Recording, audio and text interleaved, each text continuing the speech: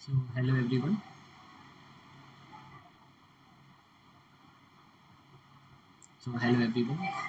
आज हम देखेंगे कैट 2025 का क्यूए का स्लॉट वन के क्वेश्चंस।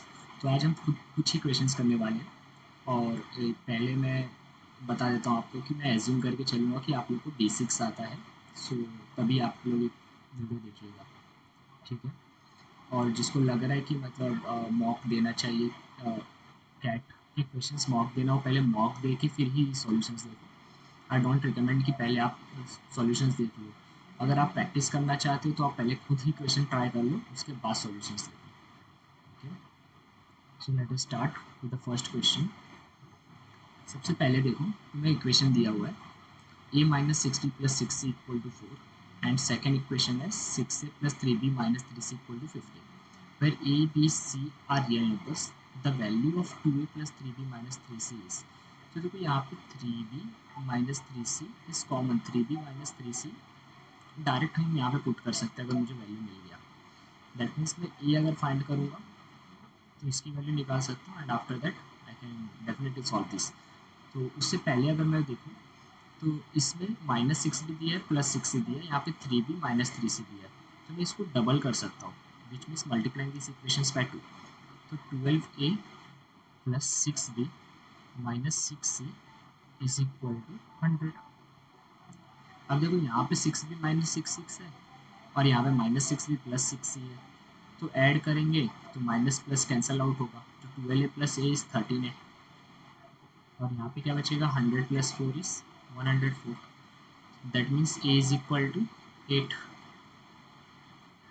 तो अगर तुम्हें एट मिल गया तो देखो यहाँ पे तुम एट की वैल्यू पुट कर दो, तो सिक्स ए की वैल्यू एट हो जाए, six eight the forty eight. तो forty eight plus three B minus three C is equal to fifty. तो तुम्हें three B minus three C की वैल्यू पता चल जाएगा, टू। ओके, सो अभी तुम्हें एक पूरा पता चल गया। तो तुम्हें फाइंड क्या करना था, टू इंटू ये which is eight, sixteen plus two which is eighteen. तो तुम्हें रिक्वायर्ड आंसर भी पता चल गया, eighteen. Okay, let us try the second one. इसमें देखो, a cafeteria offers five types of sandwiches. Moreover, for each type of sandwich, a customer can choose one of four breads and opt for either small or large। तो देखो यहाँ से अगर तुम्हें पता है कि फोर ब्रेड्स है तुम्हारे पास, वो भी स्मॉल और लार्ज है, दैट मीन्स मैं डायरेक्ट बोल सकता हूँ you have eight breads, eight types of breads, ठीक है। Optionally, the customer may also add up to two out of six available sources. It's not two out of six, it's up to two. That means he can add two, he can add one also, and he has a choice not to add anything. So ये वाला case important है कि तुम एक दो type का sandwich sauces add करो, एक टाइप का सॉस ऐड करो या फिर नहीं ऐड करो फिर भी चलेगा। तो this is for sauces. Next, by multiplication principle हम लोग डायरेक्ट बोल सकते हैं। देखो अभी फाइव टाइप्स ऑफ सैंडविच था, फाइव इंटू, और उसके लिए मेरे पास फोर टाइप्स का ब्रेड इंटू, वो स्मॉल और लार्ज हो सकता है, that means four into two. तो हम डायरेक्ट आंसर कर सकते हैं। अभी यहाँ पे सिक्स सी टू, तो डेफिनेटली अब मैं यहाँ पे सॉल्व कर देता हूँ। Six C two is equal to six into five divide by two which is fifteen. तो this is fifteen.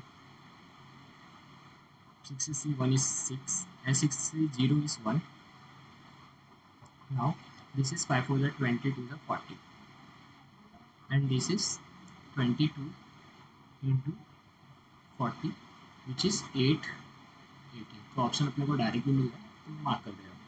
Okay, let us try the third one।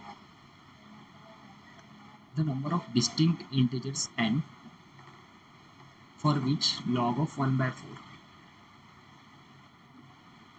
n square minus 7s plus 11 is greater than 0 is। okay, तो यहाँ पे ना एक property तुम्हें पता होना चाहिए, तो मैं लिखता भी हूँ। सपोज कर तुम log of b to the base a is equal to x लेता हूँ, तो b is equal to a raise to x, ये हमें पता है कि ये होता ही है। एंड यहाँ पे हम मैं ऐसे डिफाइन कर देता हूँ कि B and A is always greater than zero, ठीक है, एंड दोनों पॉजिटिव तो होता ही है, and A is not equal to one, ठीक है।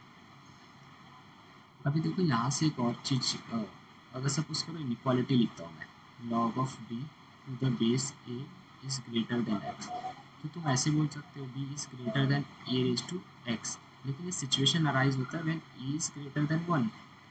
इफ ए की वैल्यू जीरो से बड़ी और एक से छोटी हो तो क्या होगा, तो this inequality reverse, A raise to X is greater than B, okay. तो हम लोग को याद रखना है कि अगर ऐसा रहेगा तो ये डिपेंड करता है ए के ऊपर एक्चुअली।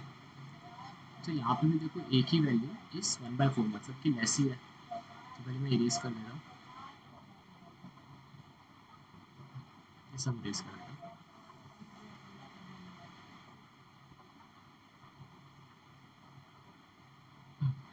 तो यहाँ पे देखो अभी एन स्क्वायर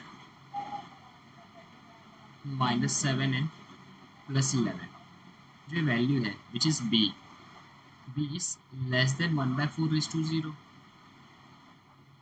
1/4:0 मतलब इसकी वैल्यू तो 1 हो गई, ओके, दिस इज 1। तो अब तुम्हारे पास इनइक्वालिटी क्या बचा, N square -7n + 11 - 1 is 10 is less than 0।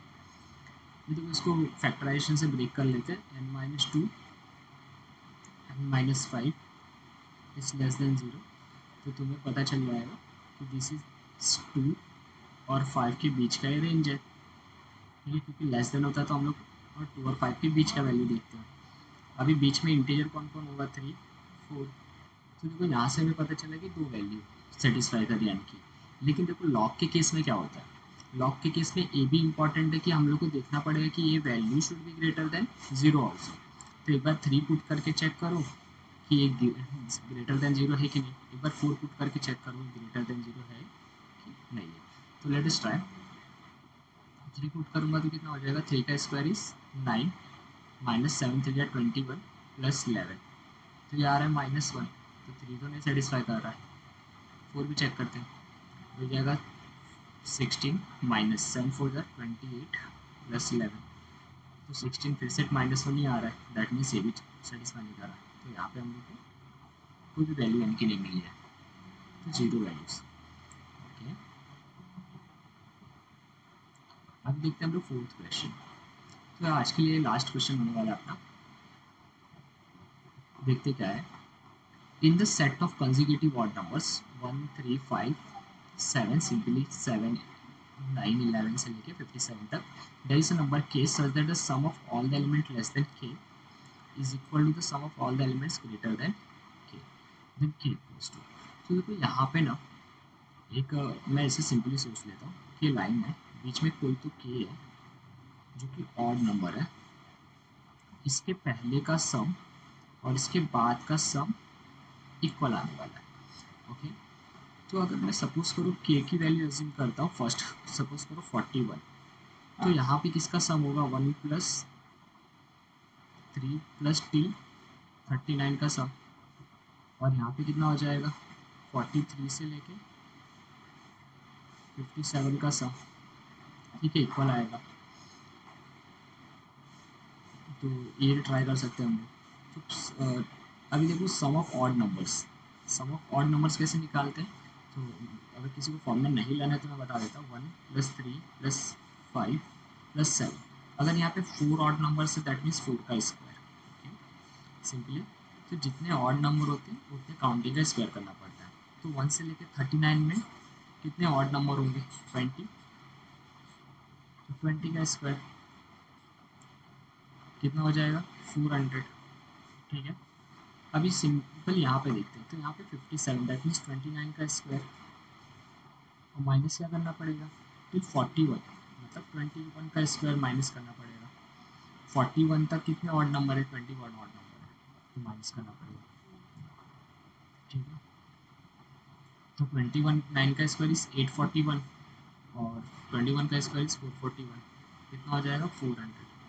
तो देखो इस केस में फर्स्ट वैल्यू ही इक्वल आया, तो हम लोग बोल सकते हैं कि अपना आंसर कितना होगा 40। सो ये हो गया, तो थैंक यू। आज में सिर्फ इतना ही, नेक्स्ट टाइम हम फिर से नेक्स्ट क्वेश्चन लेंगे। Okay bye.